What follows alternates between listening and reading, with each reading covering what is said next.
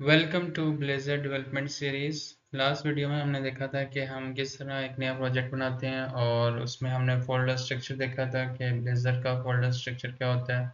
आज की इस वीडियो में हम देखेंगे कंपोनेंट्स क्या होते हैं। अगर इसके जनरल डेफिनेशन की बात करें तो component is a small unit of big thing. यानी कि आपका जो मोबाइल है उसमें माइक आपका एक कंपोनेंट है, एक कैमरा कंपोनेंट है, जो कि मिल के एक मोबाइल बनता है जिनसे।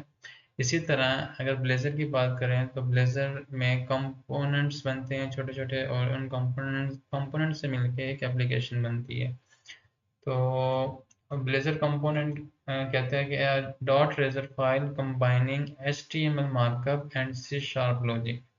ब्लेज़र कंपोनेंट जो होगा उसकी जो एक्सटेंशन होती है वो डॉट रेजर होती है, और उसमें HTML और C शार्प का कोड होता है।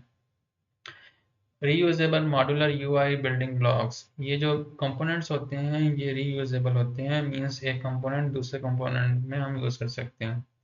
Accepts parameter and handles event, जो कंपोनेंट है वो कुछ पैरामीटर भी एक्सेप्ट कर सकता है, और उसमें कुछ इवेंट होते हैं। अगर हमने कुछ आउटपुट लेनी है तो वो जो इवेंट है हम ट्रिगर करवाते हैं और उससे आउटपुट लेते हैं। Can be nested inside other components, अगर एक कंपोनेंट्स को हम दूसरे कंपोनेंट में यूज़ करना चाहें तो हम उसको यूज़ कर सकते हैं, और एक कंपोनेंट के अंदर भी दूसरा कंपोनेंट हो सकता है। अच्छा, अब चले आए इसको ना प्रैक्टिकल देखते हैं कि ब्लेज़र एप्लीकेशन में हम कंपोनेंट किस तरह बनाते हैं और उसको यूज़ किस तरह करते हैं। सो बेसिकली दिस ये मेरे पास एक एप्लीकेशन है, न्यू एप्लीकेशन है, और इसमें हम कंपोनेंट्स बनाते हैं। और बनाना कहाँ पे कंपोनेंट, क्योंकि ये यूजेबल कंपोनेंट होते हैं तो हम इसमें एक शेड का फोल्डर बना लेते हैं यहाँ पे, और उसमें हम एक नया कंपोनेंट बनाते हैं।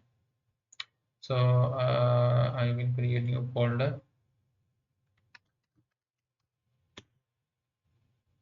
ओके, सो आप ऐड पे क्लिक करेंगे और रेजर कंपोनेंट पे क्लिक करेंगे तो यहाँ से आप इसको नेम देंगे। आप दे दें इसका काउंटर डॉट रेजर।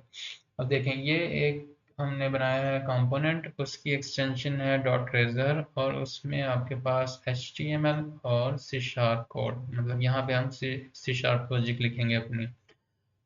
अच्छा, अब कंपोनेंट में हमने करना क्या है, बेसिकली मैं चाहता हूँ एक कंपोनेंट में एक बटन, और जब वो बटन क्लिक हो तो हमारे पास जो काउंटर है वो अपडेट हो, मतलब काउंटर पहले होगा 0 और फिर उसकी वैल्यू इंक्रीमेंट होती रहेगी जैसे जैसे मैं क्लिक करूँगा बटन पे।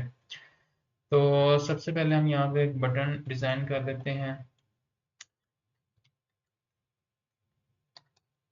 सिंपल बटन है, आप बूटस्ट्रैप इसको देना चाहें तो दे दें, अदरवाइज इसको आप नाम दे दें click me. Okay, so now I need to write C sharp logic। सबसे पहले हमें एक वेरिएबल चाहिए जिसमें हम इंक्रीमेंट करवाएंगे, तो हम यहाँ पे ले लेते हैं प्राइवेट इंट, हम क्या देते हैं इसको काउंटर, और इसमें हम क्या देते हैं 0। अच्छा, फिर अब हमें जो है एक वेरिएबल लेना है। हमने वेरिएबल ले लिया, अब हमें एक इवेंट बनाना है। तो इवेंट कैसे बनेगा, हम इसमें लिखेंगे प्राइवेट वाइड इंक्रीमेंट काउंटर, और इसमें ये जो काउंटर है ये प्लस प्लस होगा। ठीक है, सिंपल लॉजिक है। और अब आपने इस बटन क्लिक पे, इस वाले बटन क्लिक पे ये ट्रिगर करवाना है फंक्शन। तो आप यहाँ पे आएंगे, यहाँ पे लिखेंगे @ ऑन क्लिक। ठीक है, और इसके अंदर आप ये मेथड लिख देंगे, इसका नेम जो है लिख देंगे। तो ये हमने उस बटन के साथ इस इवेंट को बाइंड कर दिया। अब जब भी क्लिक होगा ये इंक्रीमेंट दिखाएगा, करेगा प्लस प्लस। जो स्टार्टेड इसकी वैल्यू है वो 0।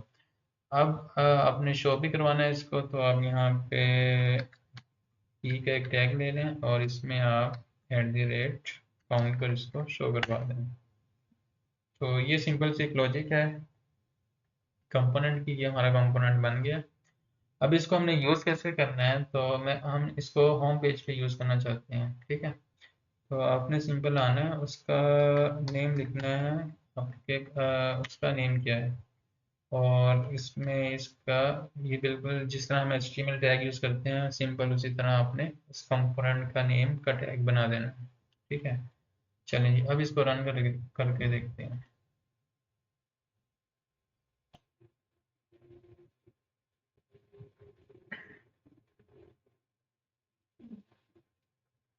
अच्छा जी, ये देखें, ये हमारा ये वाला जो पार्ट है ये कंपोनेंट का पार्ट है, बेसिकली ये बटन और ये काउंटर। सो अब मैं इस पे क्लिक करूँगा, ये इंक्रीमेंट कर रहा है 1 2 3 4 5 6 और ये करता रहेगा। तो बेसिकली ये हमने एक कंपोनेंट को यूज़ किया है। जैसा कि अगर हम यहाँ पे देखें तो ये वाला जो पार्ट है ये दूसरे कंपोनेंट का है जो कि होम कंपोनेंट है, और ये जो बटन और इंक्रीमेंट आ रहा है वो इस कंपोनेंट से आ रहा है। सो इस तरह जो है हम इसको रीयूज़ कर सकते हैं एक कंपोनेंट के दूसरे कंपोनेंट के अंदर। अब इसमें और जो चीज़ें हैं, एक तो है हम इस कंपोनेंट में इनपुट पैरामीटर भी ऐड कर सकते हैं, और इस कंपोनेंट से कैसे आउटपुट आउटपुट भी ले सकते हैं, और अगर हमने कुछ यहाँ इस पेरेंट कंपोनेंट में शो करवानी हो कोई वैल्यू तो वो भी कर सकते हैं। वो हम देखेंगे नेक्स्ट वीडियो में। टिल देन अल्लाह हाफिज़।